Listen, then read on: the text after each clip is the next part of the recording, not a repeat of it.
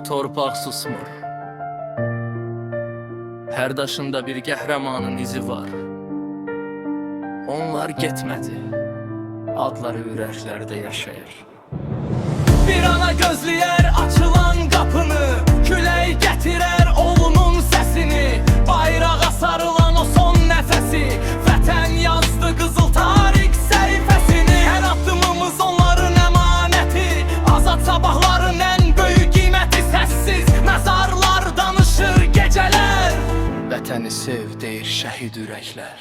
Unudulmaz adlar ürəyimizdəsiz, göylerde ulduz tek daim bizimlesiz.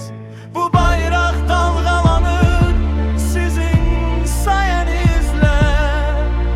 Rahat yatın igidler, and içtik izinizle. Bir gülle bedeni dayandırar, ruhu yok, şehit ölmez. Bunu tarih yazır çok, bu torpağın her karışı bir andır. Adını sonsuza kadar Azerbaycandır. Qələbənin səsi dağlardan gəlir, hər şəhid adı qəlbimizdə döyünür. Baş əyirik sizə qəhrəman oğullar, siz varsınız deyə ucalır bu diyar. Siz gedən yol bizə müqəddəs yoldur.